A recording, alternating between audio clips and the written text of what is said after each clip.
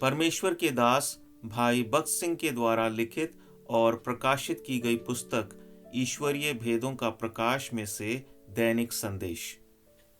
1 फरवरी।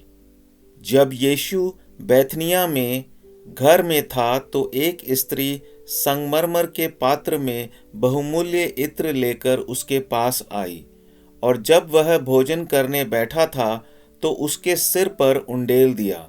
मत्ती 26 अध्याय 6 और 7 वचन। परमेश्वर का मेमना होने के नाते प्रभु अपना प्राण देने वाला था। इस बात पर विश्वास करके यह स्त्री अति बहुमूल्य इत्र को संगमरमर के पात्र में लेकर आई।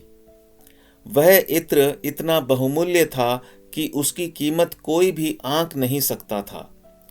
इस इत्र को मोल लेने के लिए इस स्त्री ने उसके पास जो कुछ था वह सभी बेच चुकी होगी और बहुत ही तकलीफें, त्याग और श्रम उठाया होगा। और इस इत्र की सुगंध इतनी तीव्र होती होगी कि इसकी एक बूंद ही काफी है।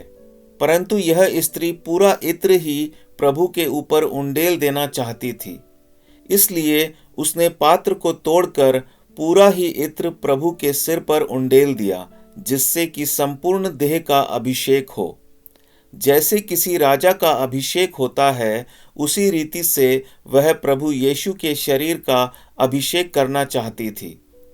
इस बहुमूल्य इत्र के द्वारा वह विश्वास से इस प्रकार कहती थी, प्रभु, तुम्हारे लिए मैं सब कुछ उंडेल देने के लिए तैयार हूँ।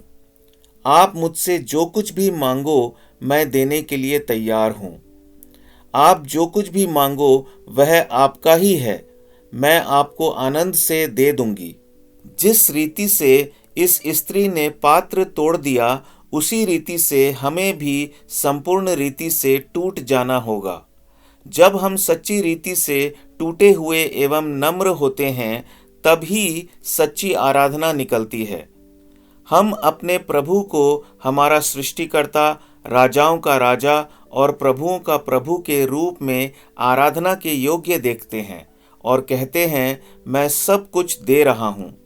हमारे लिए जो कीमती हो वह सब कुछ उस पर उंडेल देने के लिए और उसके चरणों में रहने के लिए हमें तैयार रहना चाहिए। जयवंत लोगों का सबसे बड़ा सबूत यह है कि वे स्तुति और आराधना से भरपूर होते हैं। जहाँ आराधना नहीं, वहाँ बहुत थोड़ी वृद्धि होती है। हमारे पास उत्तम शिक्षा हो, परंतु यदि स्तुति करना नहीं सीखे हैं तो हम में वृद्धि नहीं आएगी।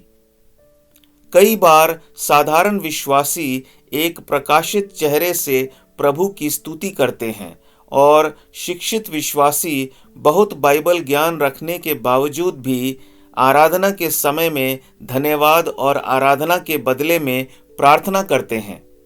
हम विश्वासियों से कहते हैं कि रोटी तोड़ने के पूर्व वे केवल स्तुति की भेंट चढ़ाएं, प्रार्थना या विनती नहीं। सच्ची आराधना के द्वारा हम आत्मिक रीति से वृद्धि पाते हैं। प्रभु आपको बहुतायत से आशीष दे।